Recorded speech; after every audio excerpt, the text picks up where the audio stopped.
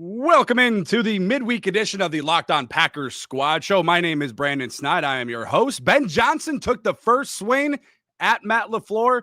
It is now time for the Packers coach to swing back. I'm Peter Bukowski, host of Locked On Packers. And if you want to swing back, don't turn the football over against the best turnover team in the NFL. Yeah, this is Coach Jags. You know what? It happens fast. We're in the fourth quarter this season. Got the Bears twice. Go Pack Go! It's the Packers Squad. Everything Green Bay Packers every week. Covering all the big hits and game-changing plays from Titletown. The way only the Locked On Podcast Network can. From the frozen tundra with all the cheeseheads, the Packers Squad Show starts now.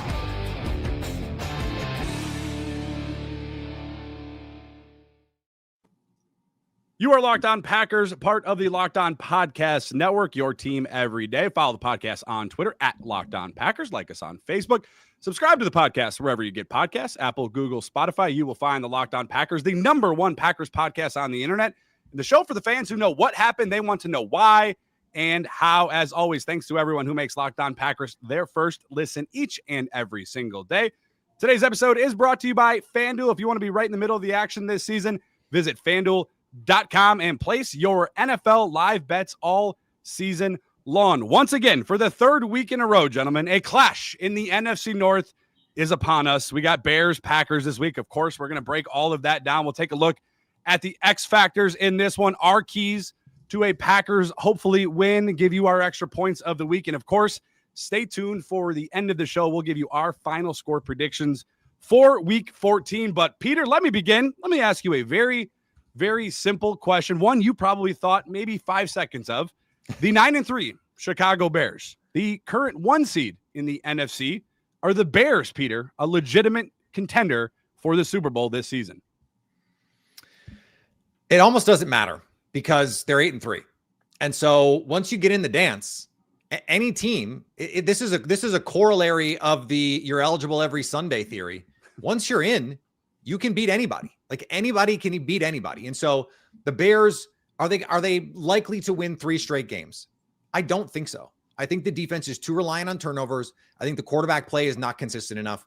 That being said, seemingly every game in the playoffs last year, certainly in the NFC, the Packers lost to the Eagles. Why? They turned the ball over 3 times, Jordan Love, and the opening kickoff, 4 times. And then you have the Lions. They lose to the Commanders almost solely because of turnovers. The Ravens lose because they fumble the ball twice in the first half in a game that comes down to the final possession. The Chiefs turn the football over. Turnovers are everything in these games. And so a team that is really good at turning the ball over is going to have a chance. And a team that runs the ball like this, Jags, you know this, run games travel. When you can run the ball the way that the Chicago Bears can, you can go to anywhere and run the football, especially in January. Do you think they're scared of going to SoFi Stadium and running the football? You think they're scared of going to whatever they call the Seattle Stadium now and running the football? I don't think so. And so that makes them, are they true contenders? It doesn't matter. They're scary. They're a scary football team right now. Yeah. Have they played anybody, guys? They just beat the Philadelphia Eagles in Philly. Philly. That's about it. They beat Dallas early in the season when Dallas's defense was an entire hot mess. And I don't think that game would go the way that it CeeDee Lamb got hurt in that game too early. I think the first drive for Dallas. And Dak, it's probably the worst game Dak has played all year. Dak has otherwise been like a borderline MVP candidate. So it was a different team then, but it was a different Bears team then too. They didn't have the running game going like this. Mm-hmm. They didn't have Jalen Johnson. They didn't have Kyler Gordon. So that's part of this too. Their argument is the defense is going to get better. The problem is, like, outside of the turnovers, guys, like, this defense stinks, man. Like, they give up almost 7 yards a play. Yeah, but that's just not. They're 30th in yards per play. Like, that's just not good defense. It is, but the thing is, what wins games, guys? Right? Turnovers and explosive plays. And you know, you can take all the other stats, guys, and those are the 2 most important statistics on winning football games. I don't care if you're in high school, college, pro. Those are the 2 big statistics that determines whether you win or lose football games. Coach, you've been in the locker room, you've been in the building preparing for Bears Week. I want to dive into your thoughts on the Bears, on the rivalry between Green Bay and Chicago. But from my understanding, you have a little bit of a connection to the Chicago team that maybe some of us don't have. You, before the show, were sharing the story that you have a connection with the Bears general manager, Ryan Poles. I would love for you to share the story you have with Ryan Poles. Yeah, Ryan was an offensive lineman for me at Boston College, and we were playing, and he was a good player. And his dad, I think, played in the NFL as well. But we were playing at Notre Dame, and he blew out his knee. And I remember I was going up the ramp after the Notre Dame game, which we won, which we always won, Notre Dame. But when I was walking up, and his dad goes, "Can you help Ryan out?" I said, "Yeah." I go, "What do you want me to do?" He goes, "Can you get him in the NFL?" And I said, "Yeah, I'll do my best to get him in the NFL." And John Dorsey, who I was with in Green Bay, was at Kansas City, and I called Dorse up. I said, "Dorse, I got a kid. Can you help him out? Get started in the business." He started in the business, and he was at Kansas City for years and years and years. And all of a sudden, he gets the GM job at Chicago. And I called him, congratulated him. I said, "Hey, I was out of a job." I said, "Hey, Ryan, can you help me out?" He goes, "No, I really can't." I go, "Shoot, okay, for crying out." But anyway, but he's a great kid. But to me, he's just a kid, right? And I know he's the GM and stuff at Chicago, and they're having success right now. So, credit to him. You got the right head coach in there. What's it like, Coach, for Packer Bear Week? Now, on one side, people will say, well, this is the Bears Super Bowl. I think equally the Packers dislike the Bears as much as the Bears dislike the Packers. Yeah. When you were in Green Bay, whether it was yourself, maybe it was Coach Mike McCarthy, was there an extra lesson of history, going into that matchup, or was there a little bit of, hey, it's going to get a little chippy in this matchup because of X, Y, and Z? Was there anything different from preparing for the Bears as opposed to any other team? Most definitely, it was a big rivalry game, and the other thing is back then, I mean, we always beat Chicago, and we just did, and we always beat Detroit as well. It was one of those deals, and Minnesota was always kind of a toss-up. But Chicago is always a big week because it's so important to the fans, and it's super important to the fans of Chicago. And my last game as a pro football coach was in Chicago on the road. Well, their last road game was in Chicago, and we played them. But it was always a lot of fun to go down there. And usually we used to play Chicago early in the year and then play Chicago down in Chicago later in the year. But it's kind of flipped that way. But I tell you what an amazing thing to have the next 3 weeks, 2 times to play Chicago. That's unheard of, right? Yeah. And that's great because that's really, it's going to determine the NFC North. Yeah, the schedule makers couldn't have drawn up a better, part of the schedule for both organizations. Laflur even joked like you can only only show half your playbook. I think he was half joking about that. But like ideally, Coach, wouldn't you like to save a couple bullets if you could?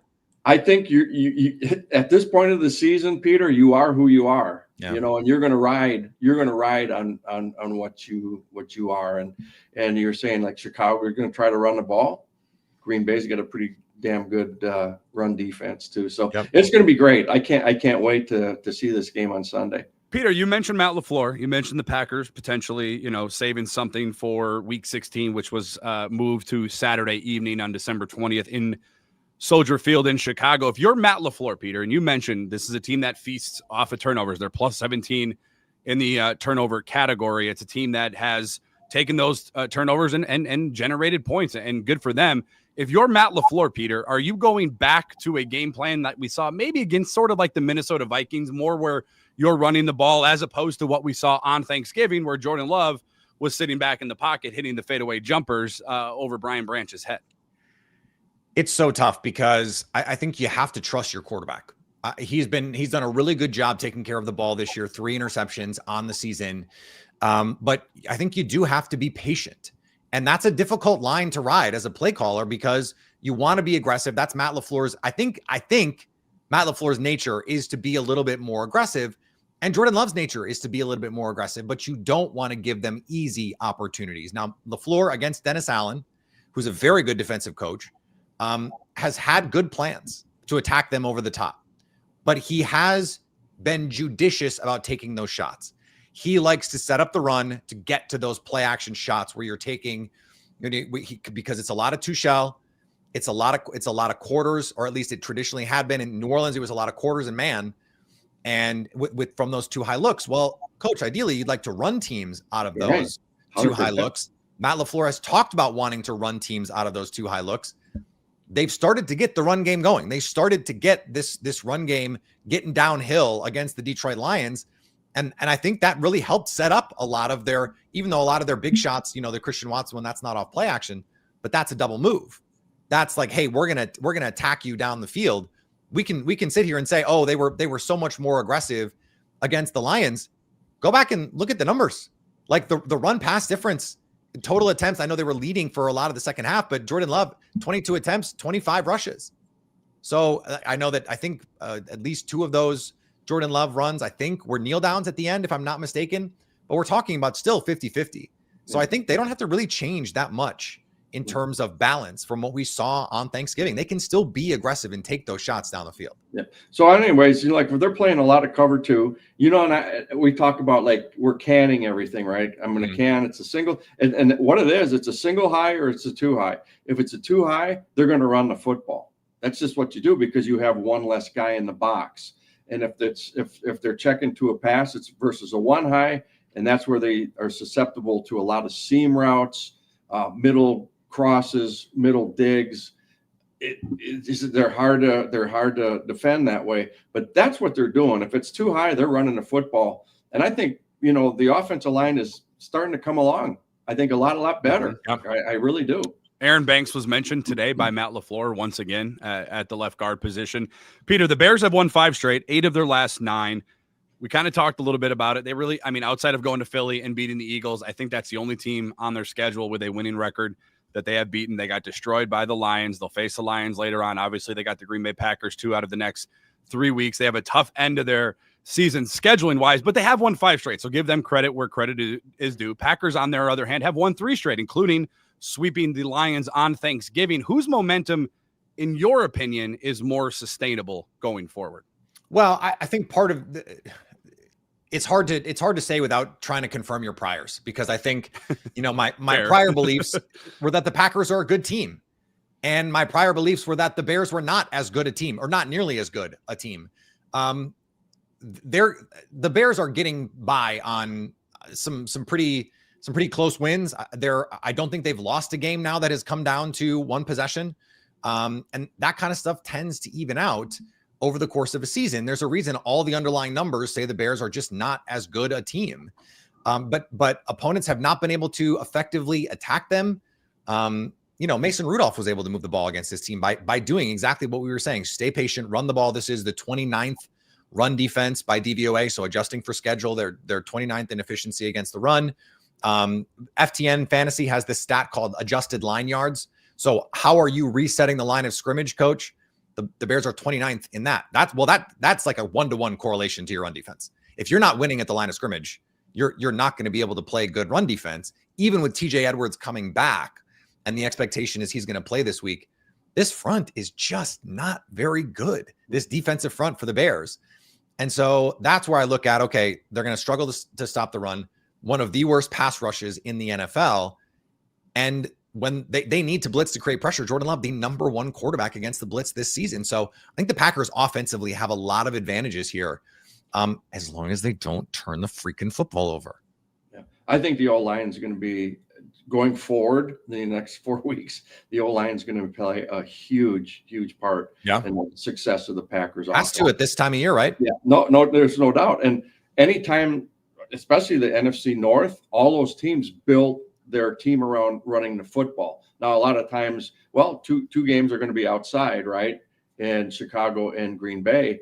And when weather becomes an issue, the teams are always built to be able to run the football at the end of the season. That was always the case. Is there a concern? This just seems anecdotal to me, and it seems intuitive to me too. But when it's going to be as cold as it is, it's going to be maybe in the single digits by the end of the game. Is ball security something you have to emphasize more this week, just because it's harder to hold on to? 100%. So, like when we played, a lot of teams said, like when you play Green Bay or Chicago, you got to practice outside. See, we never practiced outside in the cold weather. We always practiced in the indoor facility, but we opened up the doors. So it was still cold, and you could still practice with a good solid turf, right? And good footing.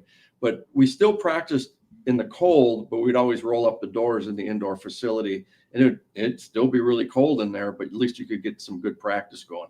That was Holmgren. Holmgren started that.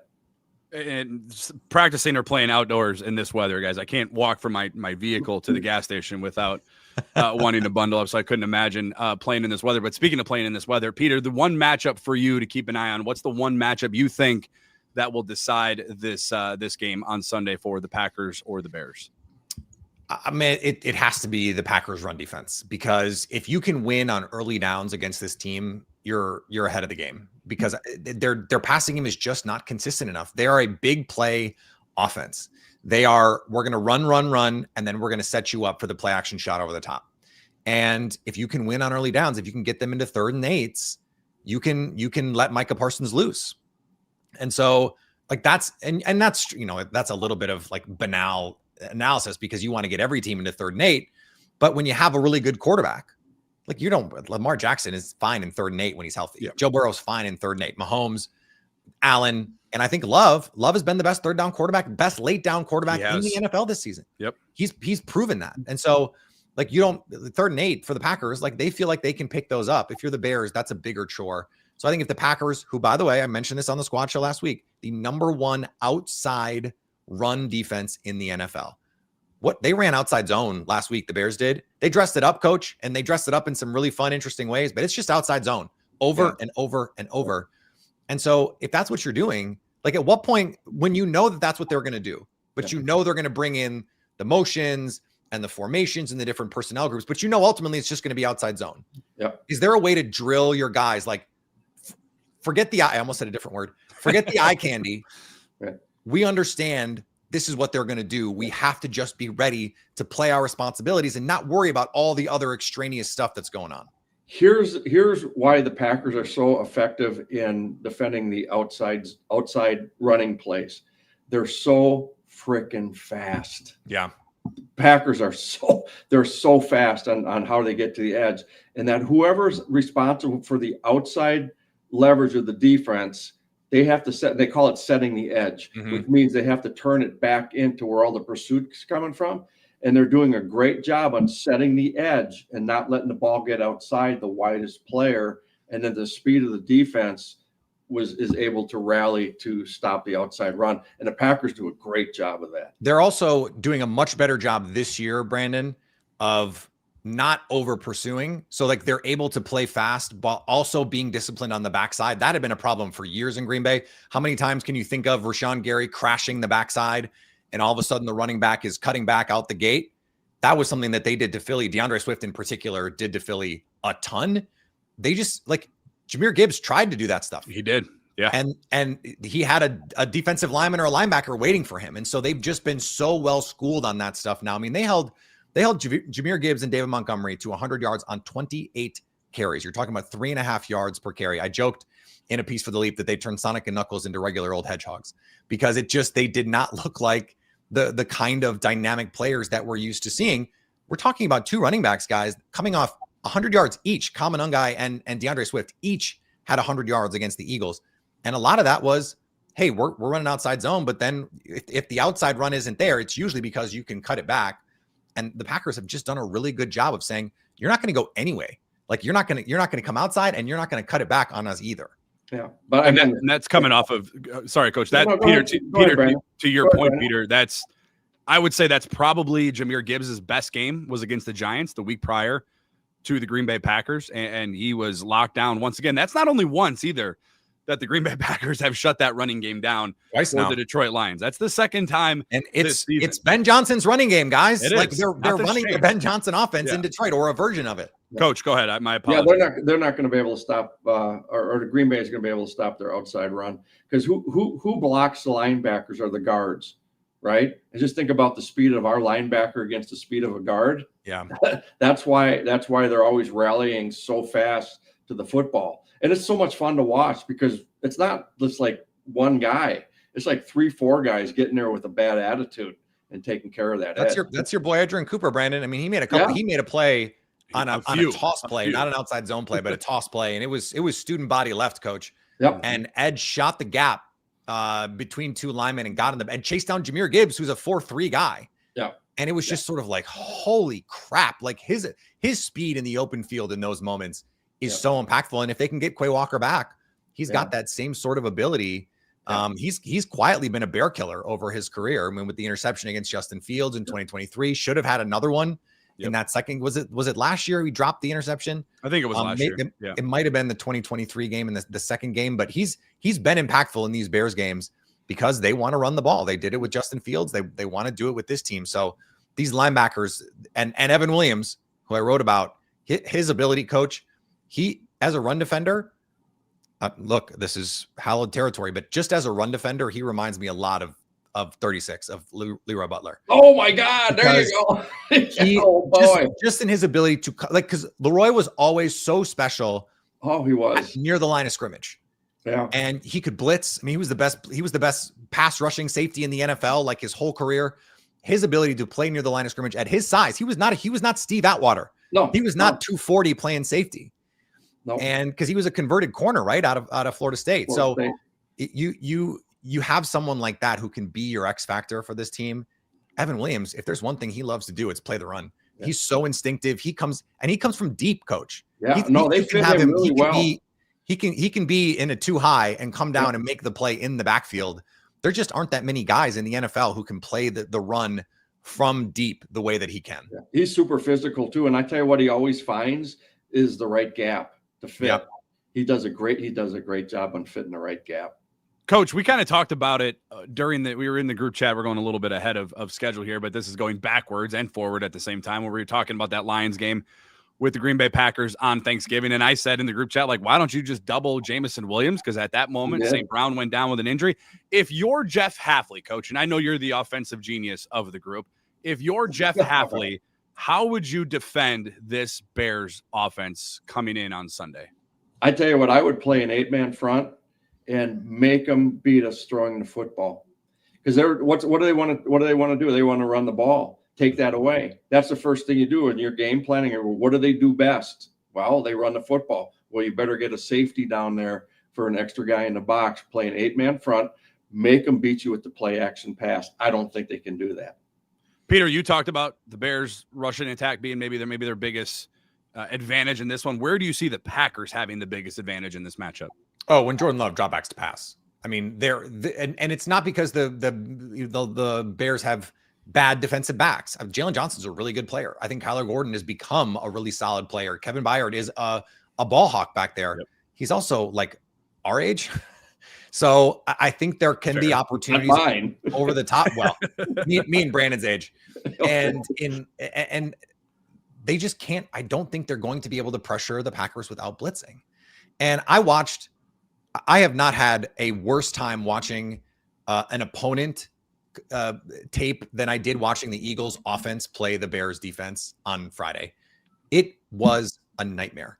It was bad spacing in the passing game, bad decisions. You see the limitations of a quarterback like Jalen Hurts, who just doesn't have the arm. I mean, he's just got a pop gun arm. I mean, he just doesn't have. That was windy, and people were like, "Oh, well, the elements." I'm like, Jordan Love just played one of his best games in 25, 30 mile an hour winds at MetLife. Don't give me the elements concern. I'm not worried about Jordan Love's ability to throw the ball because, guys, it's Toyotathon. Come on. We know what Jordan Love does at the end of these seasons. He has played his best football. And so I think you get Jaden Reed back. How excited you watched the press conference today. How excited was Matt Lafleur talking about Jaden Reed? Couldn't help but smile. Right? I want to play poker. I want to play poker with Matt Lafleur because he just does not have a poker face when it comes to this stuff. Jaden Reed, I think, clearly going to play and clearly going to be a real part of what they're going to try and do, because one of the things that Philly could not do was get the ball in those zones, because they play a lot of zone coverage, in those zones with opportunities to run. And that's what they needed. Anytime they got the ball to A.J. Brown on an inbreaker, he caught it and picked up 5, 8, 10 more yards. And so you need a guy that can do that. You got to get these guys on runaways. And this offense, Matt LaFleur right now is really in tune with what the game plan requires. And I think that's the advantage that the Packers have is I think they're going to be able to throw the ball because this Bears team without blitzing is just not going to be able to make life hard enough on Jordan Love. So is Reed going to take place of Wicks? That's the question. I think it's a good problem to have right now. Yeah, it's a great problem. We're going to see some 11 that's really 21 with Reed in the backfield. I think we're going to see some of those specials where it's like, hey, here's that single wing spinner action. You fake it, and then you toss it to Jaden Reed. Like they ran that play, that little spinner screen. They ran it to Dontavian Wicks last week. Mm-hmm. That's a Bo different Melton thing. also ran one too. It's a different thing when that's Jaden Reed. They had Bo Melton on a special, and I think they had to call timeout. But they were good. I'm pretty sure they were going to give the ball to Bo Melton on that. So they have those. They run those things like a handful of times a week. Even if those are just the opportunities you give him, some schemed up stuff, he can make an impact. And I was going back and watching the 2023 game at Lambeau, the second game when they needed to win to get into the playoffs. And it was a second reaction play off that the boot slide, coach, where they're trying to try and sneak the tight end out. And it was just a little second reaction play. Jaden Reed finds a little space, and it's a 70-yard play. Those opportunities from Jordan Love are going to be there. I like at the risk of gilding the lily with the Jalen Hurts slander. Hurts just did a really bad job of creating outside of structure. Did a really bad job of playing in rhythm. And they had a walk-in touchdown against cover 0 on 4th down, and he just misses Devontae Smith behind. You just I don't think Jordan Love is going to miss that throw. Yeah. If you're looking at you're in the game planning room, right? And you got all these weapons, right? You got Wicks, you got Reed coming back, you got Watson. You know what's missing? Our tight end. Yeah. For I mean, it just is. And Brandon, you keep talking about trying to get Musgrave into the seam and everything, and I think you're absolutely right on that. But I think you've got a bunch of playmakers there. But that one spot, I think, really needs to step up. Well, I agree. And you've seen what Musgrave has been able to do once they push him down the middle of the field, right? He had a big 21-yard catch in that game against the Lions. He's drawn some DPI. Gorgeous throw. That throw was money. Run was money. A great catch, too. A great catch. But that's where I was arguing, I think, a couple of weeks ago, to your point, Coach. Where I want to see Luke Musgrave. I don't want to see him catching a bubble screen at the line of scrimmage. That's not his strength. I think I know the answer to this, but I really want to quickly gather your guys' thoughts. We got a few minutes. Peter, I'll start with you. Are the Bears the Packers' biggest rival? No. I think right now the Lions are the Packers' biggest rival. I agree with you, and I said the same thing, and really? I got torched a little bit for it. Because I think, Coach, I mean, Aaron Rodgers said this and I think a Bears player said this recently. For it to be a rivalry, the other side's got to win some. Exactly. And so, it's not much.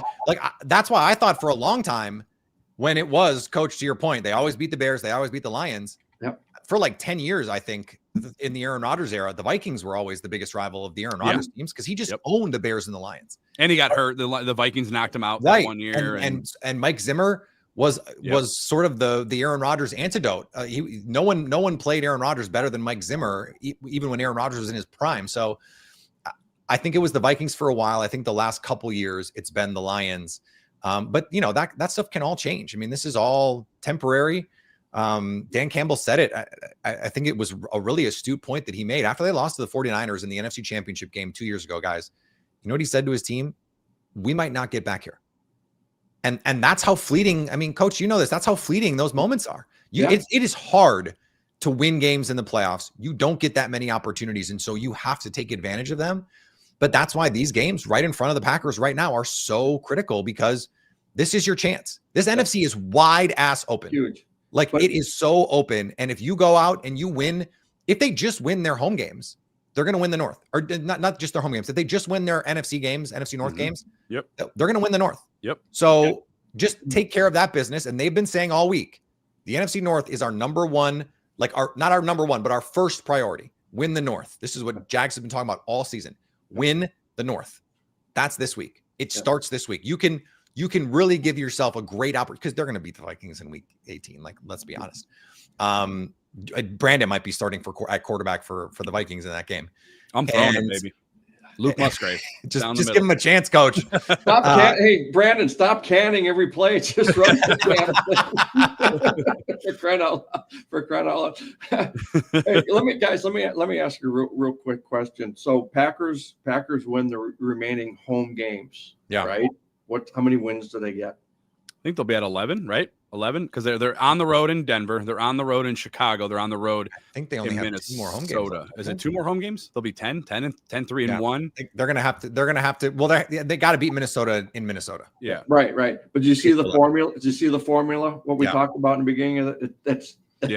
That's just how it works. Exactly. Well, and we're having this conversation about the Bears this week. Are they for real? We're gonna have the same conversation next week about the Broncos, guys, because that team is fake as hell too. Yeah. But they just find a way in these fourth quarters. It's why the good ones do. And I feel like I'm a broken record, and Jags is always nodding when I say this. Start fast, don't turn the ball over. Like you have to let your offense be your best defense, your best run defense in a game like this. I said that last week against the Lions, and what do? They come out slinging it. So, I mean, I think that has to be the mentality. Keep your foot on the gas pedal. Yep. And Matt Lafleur, Brandon, I'm sure you caught this, but after the game, he said, I wanted to go down swinging. And my first thought was sort of like, it's about time. Like, where has that guy been? Well, we've been asking for it. You've been saying that all season. For a couple of years now. Yeah. Well, and this is go time, right? You got to go now. Right. Yeah. Yeah. You know what the thing is, really? What is it?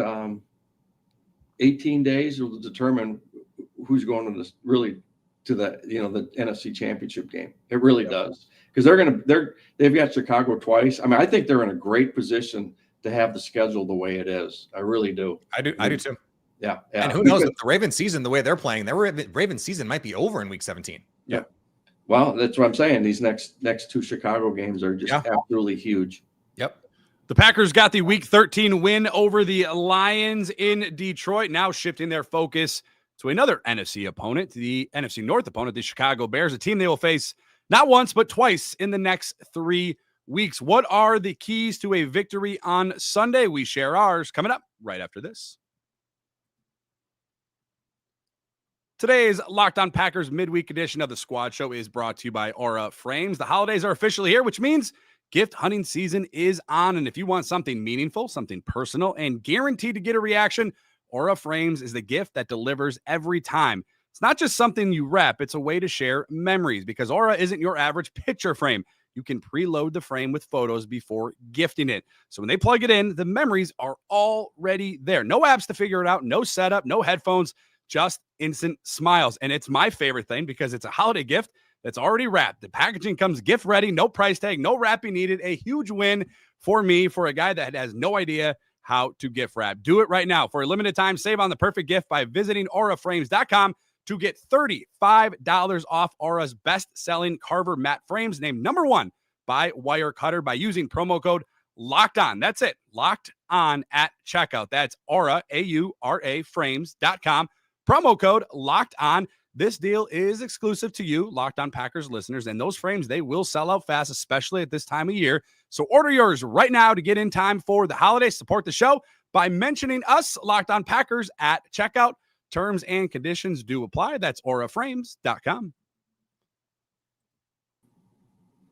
The Packers getting set to welcome in the Chicago Bears, the red-hot Chicago Bears. I mentioned it. They've won 5 straight. They've won 8 of their last night. A lot of last-minute deciding games. Caleb Williams, 5 game-winning drives this season. Coach, I'll start with you. 3 keys for the Packers to beat the Chicago Bears. They must do what? Oh, guys, my deal is always the same, right? It's turnovers, explosive plays, and I really think the O-line is going to take over this offense and make it happen up front. I really do. So you got win the turnover battle, right? Yep. Explosive plays, which the Packers have gotten a lot better at. PFF ranking Jordan Love's throw to Christian Watson on Thursday, on Thanksgiving, which feels like a handful of weeks ago, but it was 10 days ago? Yep. Not even 10 days ago, less than a week ago, but it feels a while ago that was the best throw of the day for Jordan Love. And then you have stopping the run. I'm sorry, what was be able to run the football. If we can run it effectively, your play action pass is going to come alive, and that's where your big plays are going to come from. Peter, your 3 keys to the Packers beating the Chicago Bears on Sunday at Lambeau Field. It's crazy because whoever wins will be number 1 in the NFC. Whoever loses could be on the outside looking in, maybe the 7th seed in the playoffs. So a big-time matchup for both of these organizations, for both of these head coaches, for both of these quarterbacks. Your 3 keys, Peter, to the Packers beating the Bears on Sunday. Yeah, don't turn it over. Stop the run. Protect Jordan Love.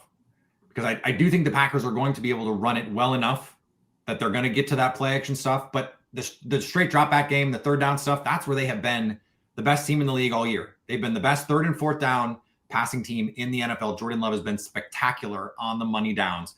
If you can protect him, he's going to find openings in this defense. And so that's the key to protecting the ball, to not turning it over, is to be able to protect Jordan Love.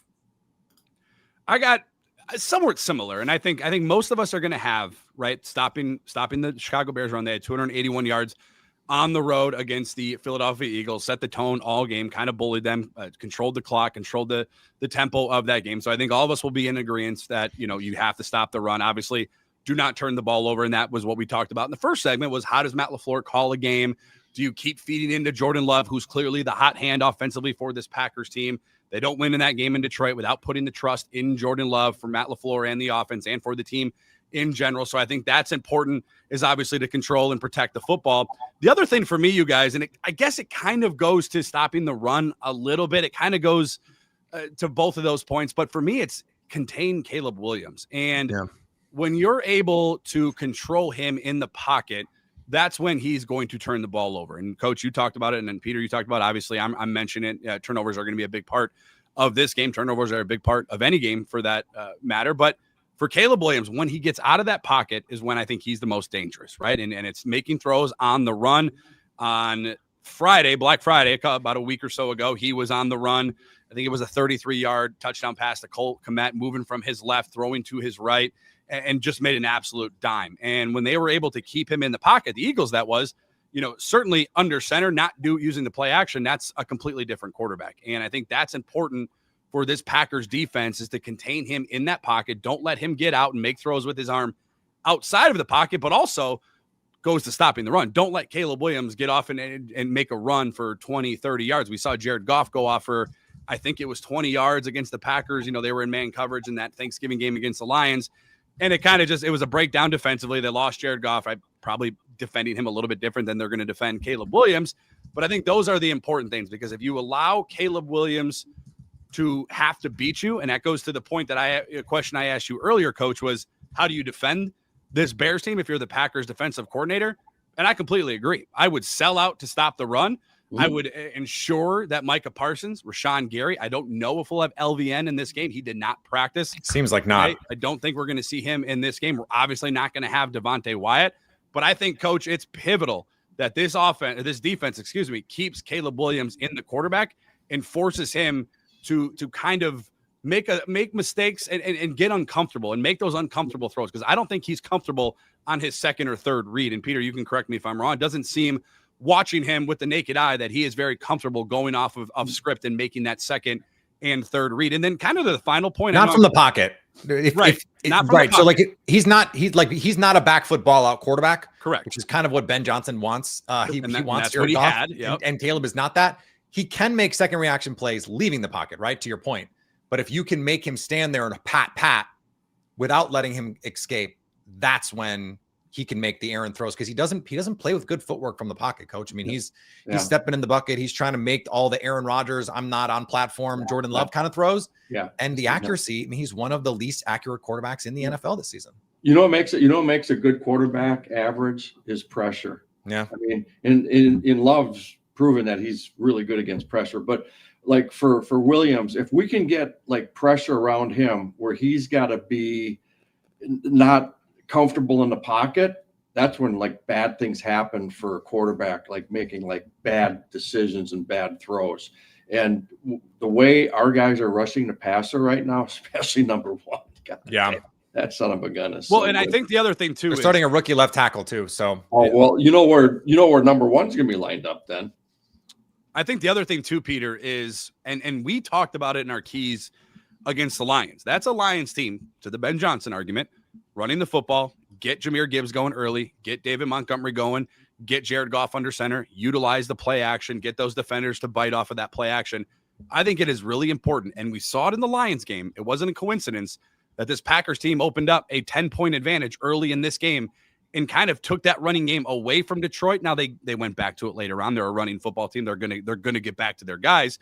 But it's important, I think, for the coaching psyche for Matt Lafleur in the offense to get up early. And then I would be curious, Peter, to see how Ben Johnson reacts, because this is a rookie head coach.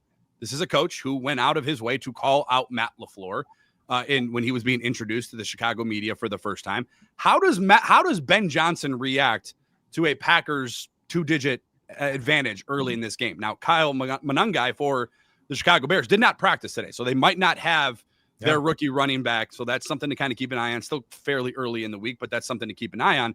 I'd be curious, Peter, if they can get out to a fast start, the Packers, that is, like we saw in Detroit, how much that changes or dictates and or both the Chicago Bears offensive game plan. That's why starting fast is going to be such a key. I mean, I mentioned your offense can be your best run defense. If you can score, the Lions felt like they had to score. And so they got into some passing situations they didn't want to be in. And that's what you have to do against this Caleb Williams team, because they're not a drop back team. They're just not. He's not a back foot ball quarterback, as I said. And I was just looking at the numbers, guys. By neutral pass rates, so like first and second down when the game is still being decided and not a 2-minute drill. No one has thrown the ball less against any defense than against the Packers. Teams do not want to throw the ball against this defense because of, number one, no one wants to let Micah Parsons impact the game. And what's more is if you look at the other teams at the bottom of that ranking, the teams that don't get thrown on a lot, let me just give you the quarterbacks that are playing for those teams. Jordan Love, Drake May, Justin Herbert, Matthew Stafford. Couple MVP candidates in there. Yeah, what do you not want to do? Give those guys the football.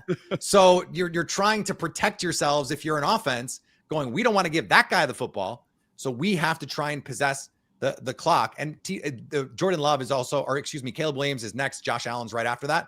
But one of the reasons why teams are running on the Bears so much is because their run defense is not very good. So that's also part of the deal there. But I think that the starting fast thing, this has to be a game where Matt Lafleur feels like he's got to be aggressive. Someone's got to tell him that they're actually 6.5-point underdogs, not 6.5-point favorites, because he just seems like he coaches a little bit differently. Like, it doesn't seem like a coincidence. They went to Detroit as underdogs and all of a sudden he's letting Jordan Love throw the ball 50 yards down the field. Whereas the week before, when they're a touchdown favorite against JJ McCarthy, they there the Actually, they just ran it again against the Vikings. It's weird. It just did. Their 43rd carry. Yeah, exactly right. Yeah. There you have it. Our keys to hopefully a Packers win. Coming up next, each week, we love to bring you as close as possible to the Locked On Packers squad show, and we share what we are discussing in our group chat. Don't go anywhere. Stick around. We share those details right after this. Today's Locked On Packers midweek edition of our squad show is brought to you by our friends over at FanDuel. NFL Sundays, they move fast. One big play, and suddenly everything feels a bit different. That's what makes live betting with FanDuel so exciting. You're not just watching the game, you're reacting to it in real time.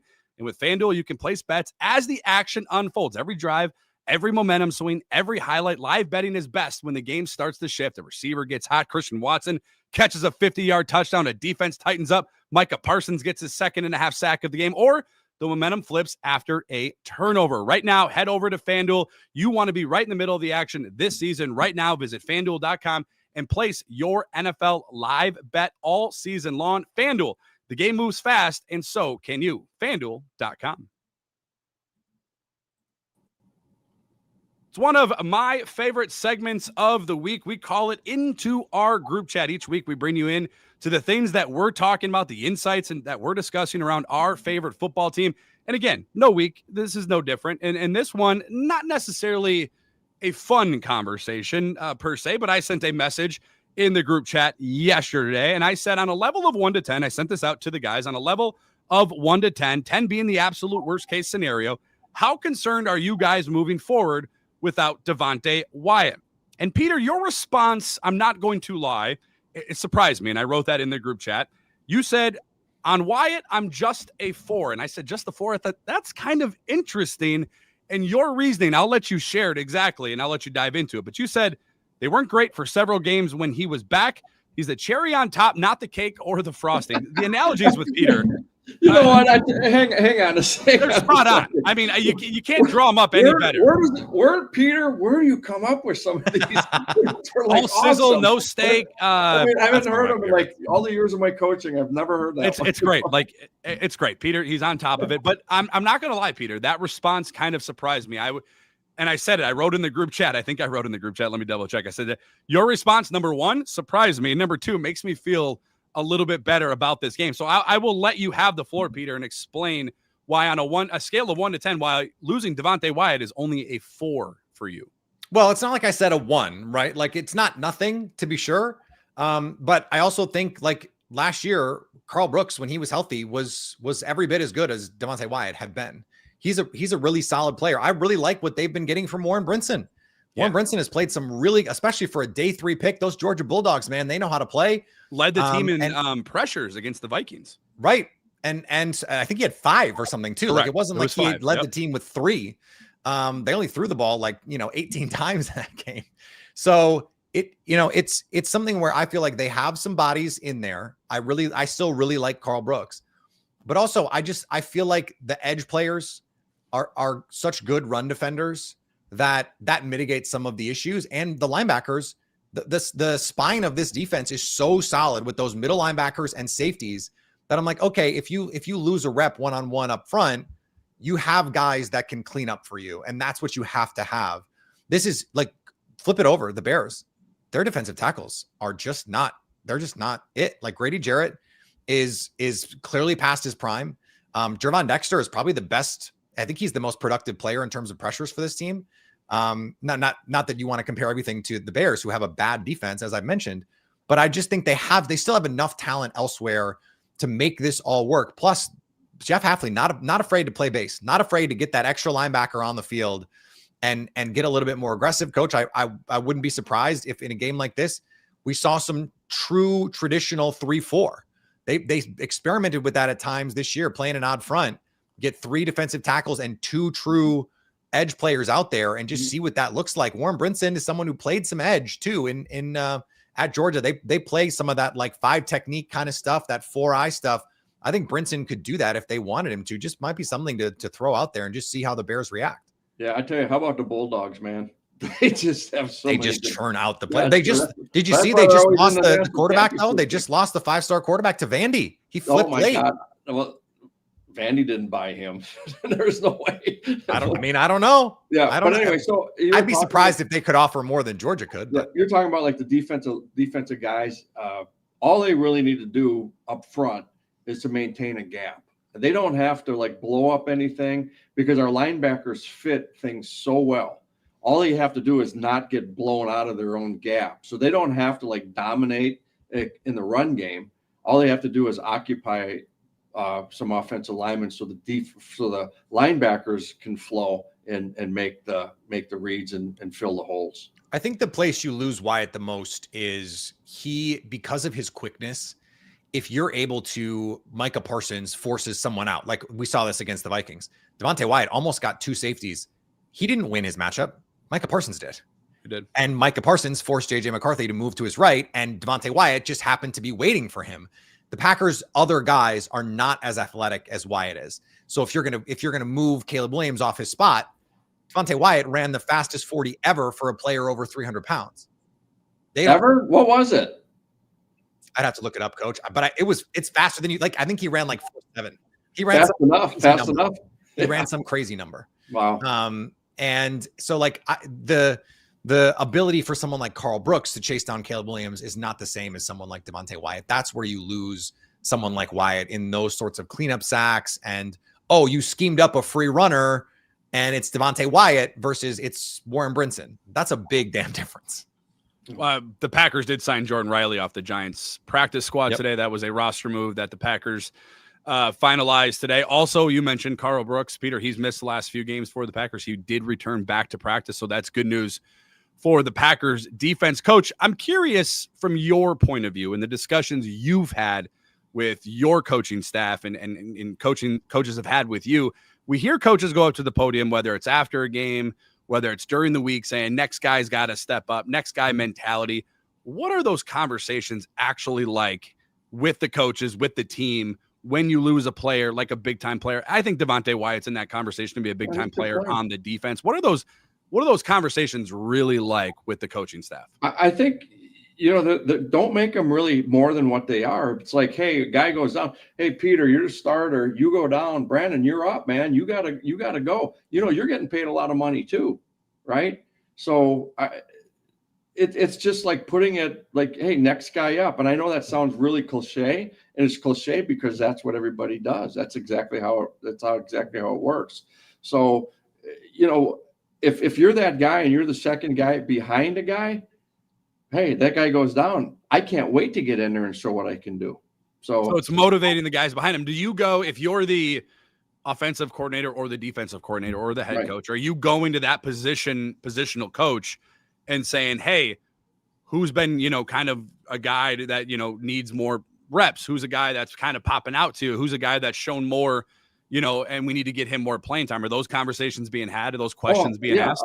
100%. Because, every staff meeting is a personnel meeting, every meeting. So there's not like one meeting that those guys go like, where are all our players at in the scheme of where we are as a team? So, everybody gets talked about every single day. It's not like one day it's like, well, shit, we didn't talk about Peter Bukowski today. Every day you're talked about, like, where do these guys fit in? Hey, look, we're a little bit light on the defensive line today. Where's Wyatt going to fit for us?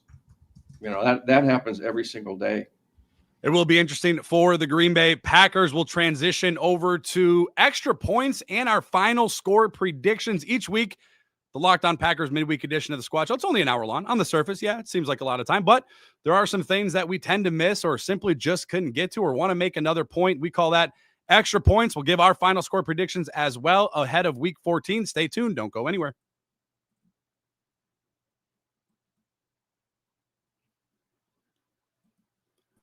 The Green Bay Packers will welcome in the Chicago Bears for week 14. The Bears right now ahead of Green Bay in the standings in the NFC North. I think we can all cross off the Minnesota Vikings in this division. The Lions technically, mathematically still have a shot. They'll have a Bears one more time. The Packers sweep in Detroit this season, but we call this segment our extra points, something we want to kind of touch on, something that we didn't either get to or didn't get to enough. And I'm going to start us off if you guys don't mind today. And for me, Peter, it goes to the point you made earlier in the show. I believe it was in segment number 1. And the Matt Lafleur version, what we saw in Detroit, is what I want to see every single game from here on out. I am willing and I'm okay with living and dying with Jordan Love and running the offense through him. I want Matt Lafleur to have that same aggressiveness. Now, there's got to be, obviously, you don't want to Dan Campbell the thing, right? And you don't want to go for 4th and 3 on your 20-yard line when kicking a field goal, and it's a 2-score game. Either way, you got to score twice. You don't want to outthink yourself, outsmart yourself.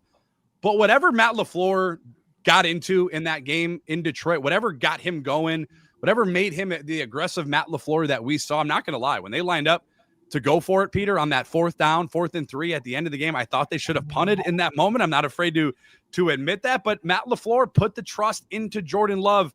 I want him to stay aggressive. I want him to keep pressure on the opposing offenses, this case, the Chicago Bears, because when you have Micah Parsons and you have Edgerrin Cooper and you have Xavier McKinney and you have Rashawn Gary, you should be able to trust your defense and allow your offense to be a little bit more aggressive. My extra point of the week, again, stay aggressive, keep feeding Jordan Love. This is the Toyotathon thing is real, you guys. Since Jordan Love has taken over as a starting quarterback for our Green Bay Packers, from week 12 and on, he has 37 touchdowns to 6 interceptions. Wow. That's pretty good. That's pretty good. Yeah. I want to continue seeing that because this is the Jordan Love. He's clutch. He's a gamer. When all the chips are at the center of the table, Jordan Love cashes out. I want to see Matt Lafleur stay aggressive and keep feeding and showing the confidence in number 10. Peter, your extra point of the week. I want to stay in the aggressive vein but on defense with Jeff Hafley, because there were times early on in the Lions game, probably actually more in the middle of the Lions game, where they just couldn't get anywhere with 4. And the Lions were trying to throw it on early downs so that they could not get into third and must pass situations. I want to see Jeff Hafley maybe send a run blitz or two, see if he can create some splash plays, some negative plays early on, just to give him something else to think about. And that to me would make some sense. Now, you don't want to do it and be gaps unsound, right? And you don't want to give them opportunities to hit explosive plays over the top. So, but that's something that I would like to see. Now, this defense, the pass rush last week, they were a boa constrictor, guys. Like, they just eventually sucked the life out of this Lions team. And you saw Micah Parsons in the fourth quarter. I mean, Jeff Hafley compared him to, I believe, Mariano Rivera. And I think, Coach, you used that exact same metaphor in maybe not Mariano, but you said he's the closer and that he was going to close the door against the Lions. And that's exactly what he did. And so if you can start that maybe a little sooner, then all of a sudden that constriction can take place a little faster. Not at the expense of being fundamentally sound again, but maybe throw in a couple of those run blitzes on early downs just to give them something to think about. If they're going to throw it, you got an extra body coming. Yeah. I'll tell you one thing that the Packers have done the last couple of weeks is they've been able to run the ball against Minnesota at will, right? And be able to throw. Now, let me ask you this, guys. I wanted to ask both of you guys this. Is it a better throw or a better catch? For which play exactly? Well, think about all the ones like Wicks last week. My answer is yes, Coach. Which one? I know which one. No, and then I think Watson too. Was it a better throw or was it a better catch? I think it's a better throw because I think the Wicks throw. I think the Wicks catch. You have to give them the chance. You have to give them the opportunity. The Wicks catch is a throw. Like, that's the better throw. And he had two guys in his Christian Watson Giants catch. Yeah, it's, to me, that's a better catch. It's a perfect throw. I still go with throw. Right. That's right, because that was always the thing. It's like we were sitting in a cycle. Was that a better catch or a better throw? Right, because both were. I think against the Lions, I didn't think Jordan Love I didn't think he got bailed out. I didn't think they were like making crazy plays for him. He was putting the ball. I mean, that ball to Wicks is on his face mask. I know, and he was just like it looked like he was just throwing the damn thing away with two guys, Aleem McNeil and Aiden Hutchinson, two really good football players. Yeah, Jordan Love was pressured the same amount as Jared Goff in that game. 14 pressures tallied, and Jordan Love delivered. Real quickly, we'll go around the horn. I'll start us off. Our final score predictions: Packers-Bears, Week 14 at Lambeau Field. The Packers right now, according to our friends over at FanDuel, 6.5-point favorites. I don't think they cover, but I think it's a closer game than that. Not by much. I got the Packers at 30. I got the Bears at 24. Kind of what I said about the Lions, which actually kind of came to fruition. The Packers defense will get a stop late in this game. They will get the Bears offense off the field. The Packers hold on 30-24. Coach, your final score prediction is 35-27. I think they're going to be some points scored in this ball game, but it always comes down to the turnovers though. But I think that's what it will be. Packers win and cover. Coach was on it last week. He was on it last week. 30 seems, just because of the temperature, that's a lot of points for me. I said before I saw the games on Thanksgiving, I texted a buddy of mine and I said, I think the Packers are going to beat the Bears by double digits twice. That was before I saw them play the Lions, that was before I saw the Bears play the Eagles. So I still think this Packers team has very clear advantages, really on both sides of the ball in this football game. But I think the cold weather is a little bit of an equalizer here. And so I like 27-21. 27 is the magic number for the Packers this year. So I like 27-21. The Packers win, but don't cover. I do think it might be like that 2023 week 17 game or week 18 game, however many weeks are in the season now, where the Packers were really in control of that the whole game, but it was still close. I think it's going to feel like that. There you have it. We all got the Packers winning against the Bears at Lambeau Field on Sunday. As always, friendly reminder, the Locked On Packers Squad Show and Daily Show, free and available wherever you guys get audio podcasts, as well as over on YouTube. Make sure you hit that subscribe button. For Peter, for Coach Jags, and for myself, we will sign off for now. Remember, Peter's got you covered all week long. Make sure you tune in. Make sure you listen. Make sure you hit that subscribe button.